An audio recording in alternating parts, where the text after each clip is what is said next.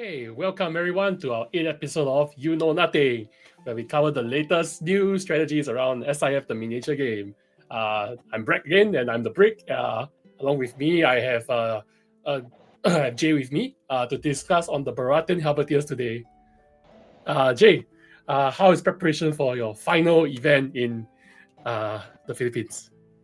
Pretty good. I think what we decided to do was coincide the nationals with a casuals day for all the new players because as you know, we've developed a bunch of new players who probably will not want to play in the nationals but would want to celebrate with us anyway. So that's going to be at the end of August and everyone's preparing right now. Cool.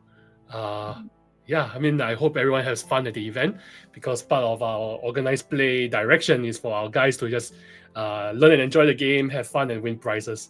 So I hope they don't feel like it's a competition only. So I think it's a great decision by you guys to try and turn it into a lifestyle choice in that sense. Just a Yeah. community thing. All right, so let's start by looking at our unit of the day. Today we're looking at the Baratheon Halberdiers. Okay, and let's start by breaking down the Baratheon Halberdiers. Okay, so what are the Baratheon Halberdiers? They are the not so new but quite recent 6-point unit that Baratheons have got. It comes with Taunt and Sundering. They hit on 4+.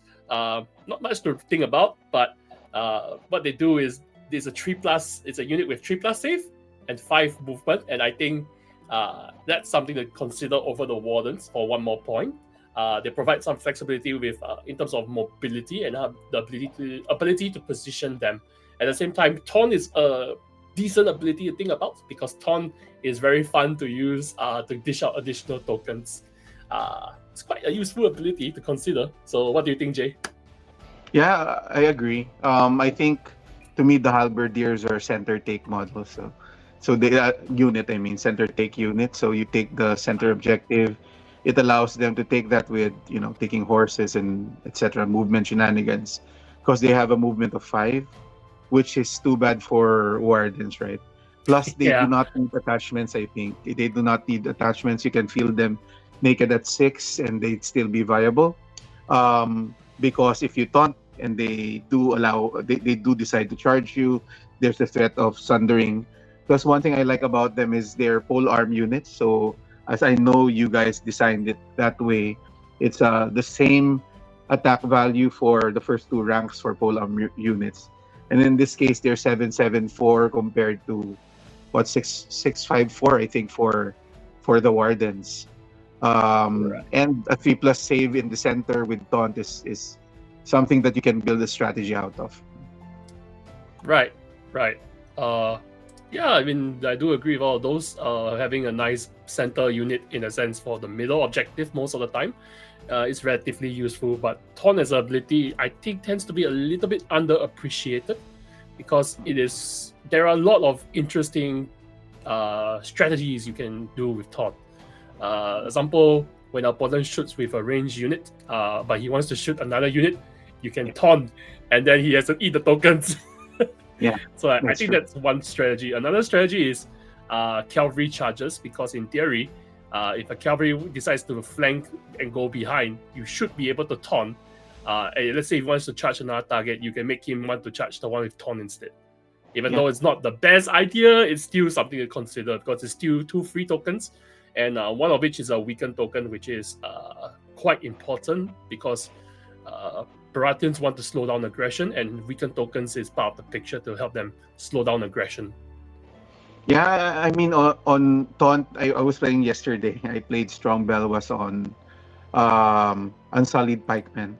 So in that case, it had that synergy, right? If for example a cavalry unit you taunt decides to charge you, you can set for charge, etc. In this case, you don't have set for charge, but I think while you're giving that up, you're only spending 6 points for a sundering unit with pole arms and with taunt. So and with speed 5, right? Movement 5 is the key. Yeah, I think that covers what the Baratheon Halberdiers are about. Now let's start by building our list. As per usual, each of us are building 2 lists. We'll start by talking about the commanders. As we go along, we will see our final list. But first, let's start a look at the commanders that we have chosen. Okay, commanders. Okay, so I will start by discussing about my two commander choice. One of which is a weird one, I know, but bear with me. Okay, so the first one is Stannis, One True King.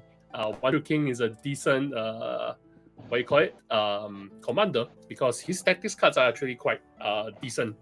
The ability to give additional stuff to the kings, to a kingsman and stuff, to complement the Rylor kind of ability is kind of useful to consider. The Azor High card as well, to take a maximum of 1 panic damage. It's also quite useful. Test of Faith is also decent, because you can remove all conditions, and Baratheons in general, having 5 to maybe 5+ to 6+ morale, can use all these cards quite decently. I think Test of Faith also has +1 save for 1 attack. When attached to a unit. OTK also has Iron Resolve, if I recall, and Dauntless, and that helps. Normally, I'll put Stannis OTK, maybe Kingsman, because Kingsmen right now are very, very good of the unit. So yeah, Jay, what do you think about it? Yeah, I agree. Aggressive play with OTK would probably be great, right? With another Sundering Cheek unit would only help the cause. Yeah. Then my next up is my Roose commander. Roose is an odd choice, I know, but once you see my list, you know what I'm trying to do. I'm not going to spoil it yet, but Roose tactics cards are decent with Baratheon, because Whisper Threat adds with the additional condition token throwing. Whisper Threat is great to get additional tokens out. Flateman has no secret. Everyone knows that card. That card ability to deny a tactics card or other abilities. Yeah, so it's very useful, because again, Roose, like Flateman, has no secret. It's reliant on token to be able to use. But when you have Taunt and stuff in play, that makes life a lot easier to use. Flateman has no secret. So he's your Jokin this time, right? You don't have a Jokin list yet. I don't have a Jokin this time. I wanted to try on. Yeah, once you see my list, I'm not going to spoil it. But yeah, that's my 2 lists.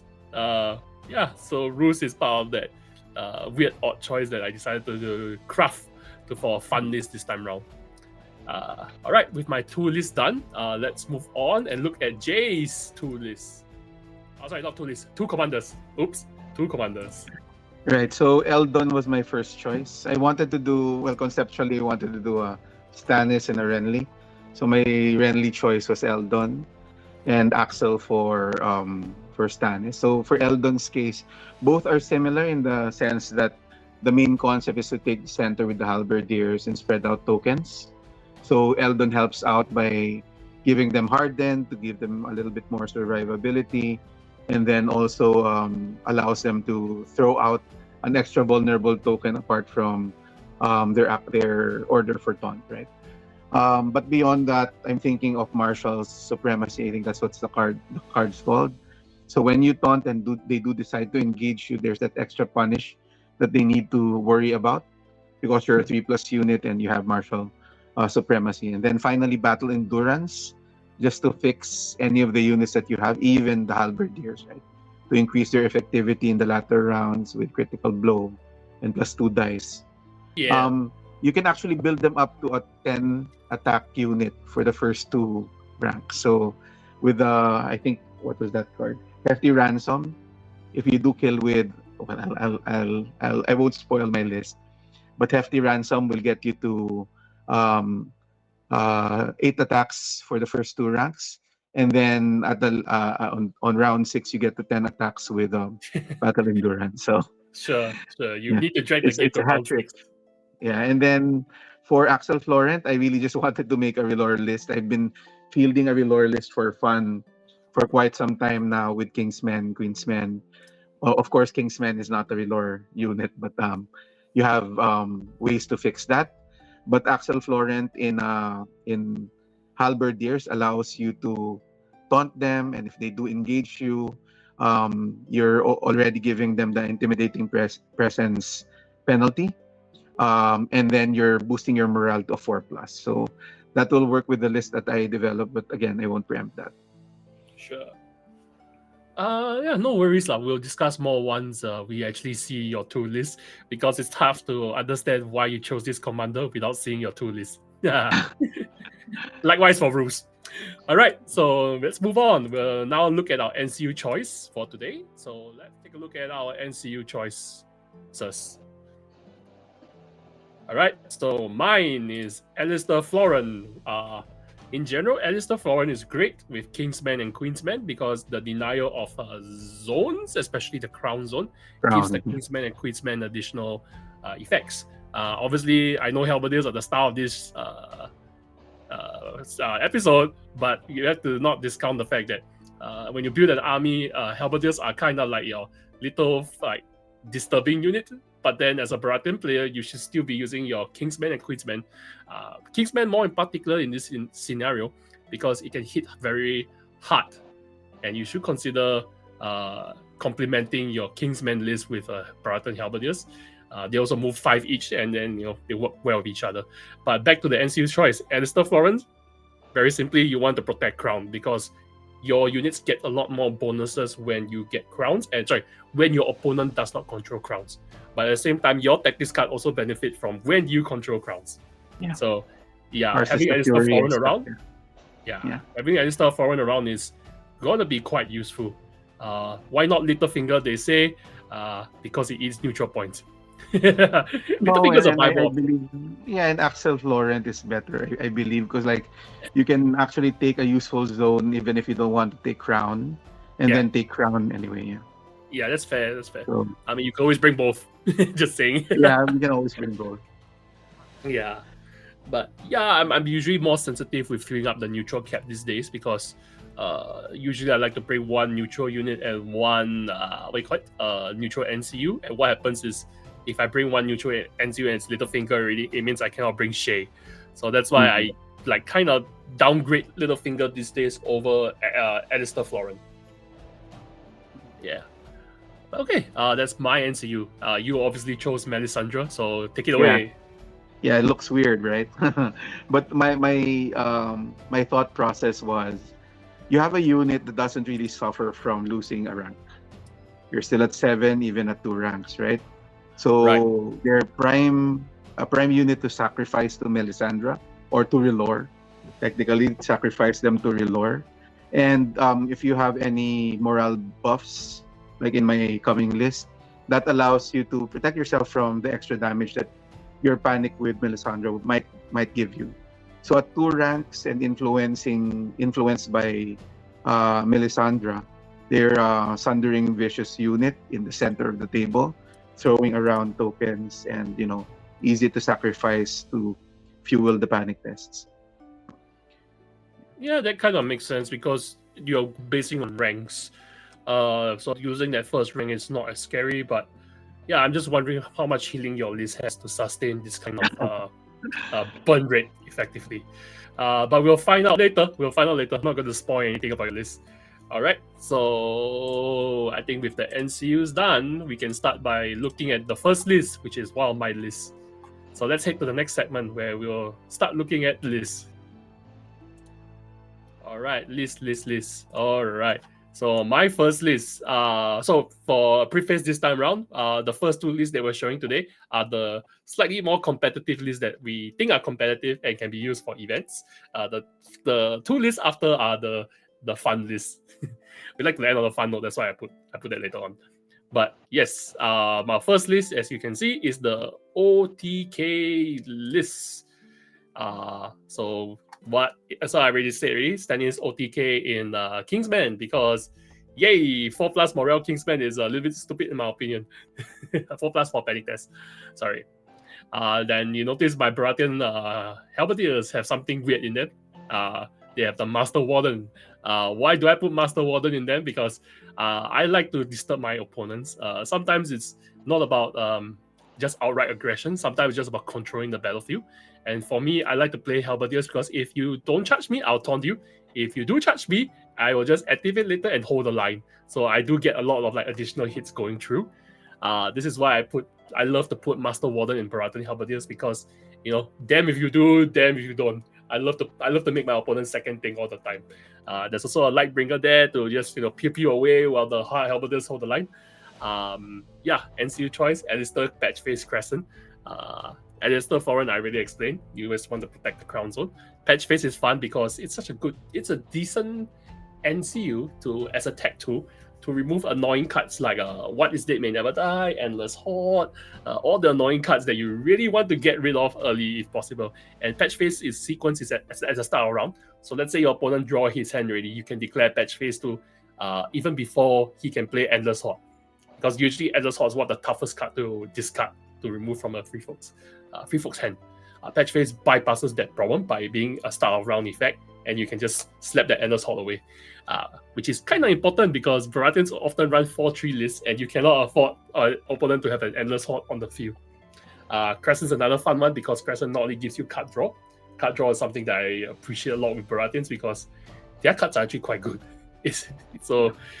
Crescent's is there for card draw, but at the same time, Crescent also has a start round effect where he can take the zone and just blocks it off on opponent turns, on rounds when the opponent goes first. So Crescent is very good to just protect either crown or protect swords. So I like to bring Crescent for those reasons. So yeah, what do you think about the list? Yeah, Patchface is kind of a weird card for me, but yeah, I see what you're trying to do there. It's just that you have to really take a look at the face of your opponent and see if he has that critical card before you trigger it. So I'm not that good at reading people, so probably not for me. Crescent, definitely I see it. Right, it's both that blocking early if you're going second, as well as triggering first. Right, if you want to trigger your critical swords first or your critical crown first, then you can do that at the expense of kill points. But yeah, 5 points though, so yeah, you can afford it. You can afford it. Yeah. So yeah, that's my first list. So now let's take a look at Jay's first list, which is his Elden list. So Renly.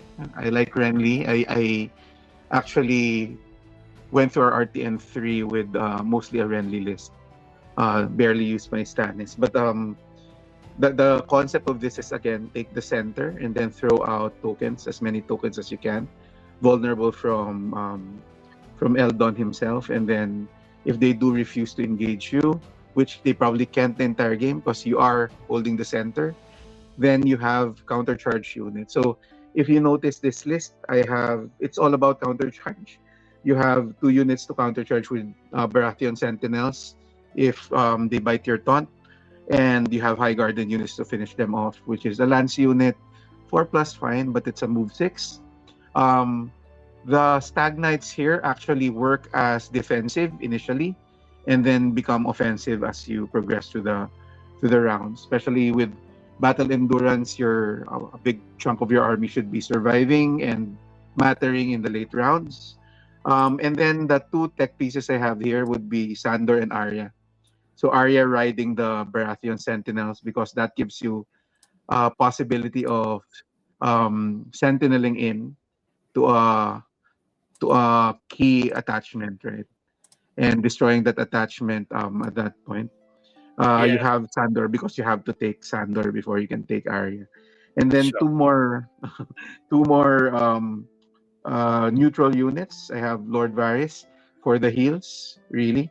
And then Walder Frey for both the heal and the first turn, because this unit you have 4 combat units, and it's critical. A double turn might be critical somewhere along the way. I'm not maxing out on the heals in both lists, right? With Baratheon, especially with the Renly list, we're used to seeing a lot of maximizing your heals, right? Apart from bags, you'd probably have Marjorie or cards from your hand that heal. But here, I think the attrition is fine. The concept really is to take out the first unit first before he is able to address you. So, holding the center and then countercharging. Yeah. I see. I do like the Sentinel Arya tech. That's quite a pesky thing because you're not bringing Sentinel to kill, you're just bringing Sentinel as a vehicle for Arya. So yeah, that's quite annoying. Yeah, nothing else, nothing much to really describe. It's just Stag Knights with Sandor. I find that that's a little bit expensive for what Stag Knight can do, but end of the day, Stag Knight, it's more of a late game unit anyway. So Yeah. you're trying to track So it out. threaten first, threaten and hold the point. That's what they need to do early game, and then once they're tooled up, they can start killing people. Sure. Yeah. Yeah. Nothing. Yeah. Well, that's a lot of NCUs, neutral NCUs, but nothing else I can say. Yeah, if it works, it works. So yeah, hopefully people try this list and find out whether it can perform or not. Yeah. Okay, let's take a look at our next two lists. Our next two lists is we'll start with my Rus no loyalty list. Okay, so yeah, I said it's a no loyalty list, and I'm becoming a bit more egregious. It's 3 Baratheon Halberdiers with 3 Master Wardens, and a Rus in my Buster Girls, with Alistair, Florence, Shira, and Shay. The whole point of this list is just to make it to just throw out endless amount of condition tokens, to position in such a way where my opponent is forced to either engage with one of the 3 Baratheon Halberdiers. So yeah, same as before, Master Warden is there for hold the line. You slap him and then you retreat. You slap him and then you retreat. So that's why I built this list. Shay is there to throw additional weaken tokens. Shira is there to help you remove and throw tokens. Florin is there to just block key zones if you ever want to. It's more, I couldn't find another slot for a third neutral NCU because I would actually swap out Florin if I could, but I'm kind of stuck here with my neutral cap. So that's why I can't really do much there. But this is meant to be a fun list where I just want to disturb my opponent. So yeah, it makes me want Jay? to buy 2 more boxes of Halberdiers and right now. In the same way that I want to buy 2 more boxes of Stormcrow Mercenaries for a list I'm trying out. It looks fun. It's definitely a disengage and let them charge you kind of list, right? And then you trigger hold the line, etc. So very thin strategy. Yeah. Yeah, it's a gimmicky thing, but yeah, sometimes you just want to have some fun. Right. Yeah. Okay, so let's look at the final list, which is Jay's S04 list. Yeah, so admittedly this time around, I decided to use like the less used commanders and not like build towards power. But Axel Florent has always had a special place in my heart, at least when playing Stannis, right? Because Velor, I think, is underused. And I think the one thing that I like about him is he turns any unit loyal to Velor, right? So whatever he joins, it becomes a Velor unit. Works well with Melisandre, and +2 morale is actually key to this list. So what we're trying to do here is the same, right? Take the center, throw out some Melisandre death, right? And you're probably gonna pass your 4+ morale check. Probably, most likely. And while there's not too much healing here, you have Axel Florent to either take bags or to early game. You probably can take bags. In critical rounds, you probably have to take bags and then move to crown, right? And if he doesn't take bags, that's 2 healing tactic zones for you, right? And what it does is it holds the key units in the center while the Lightbringers are shooting you with vicious arrows. So intimidating presence stacking with the vicious arrows probably would allow you to take out some units on morale apart from the checks, and then again throwing around some tokens. Yeah, that makes sense. Yeah, I guess my Sorry, I guess my biggest question is why 2 Queensmen? Because that is very slow. No, it's a king and a queen. It's a king and a queen here. Oh, it's a king and queen. Oops. So right, it's a king and a queen. I'm reading it wrongly. It is a king and queen. So no problem then. No problem.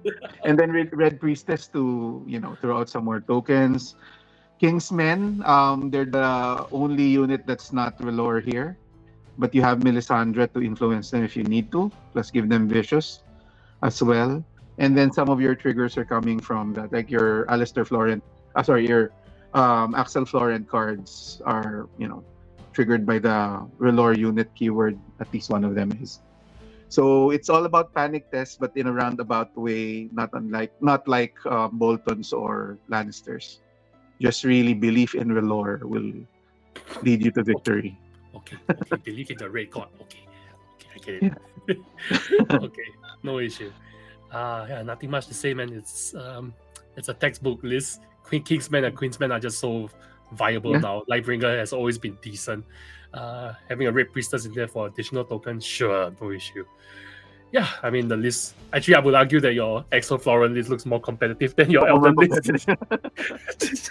Yeah, it can hold more. It can hold more units, but I think maybe it's me and my play style. I like it more mobile, and definitely this is less mobile than the Axel Florent one. Sure. Not by much. Sorry, I guess this is less mobile than the Eldon one.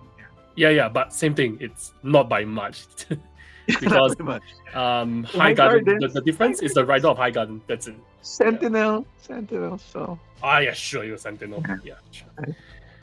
Okay, I think with our 4 list shared, let's just move on to our closing segment.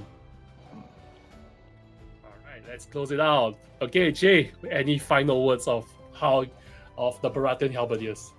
I'm painting up mine now, and I'm tempted to buy another box, just to try it out. So definitely they're not fancy. They're nothing fancy, but they're a good core defensive unit, I would believe. At 6 points, they're really up there competing with other 6-point units. But in Baratheon, your other choices would be Riders of High Garden, Thornwatch, and what else? Riders, Thornwatch.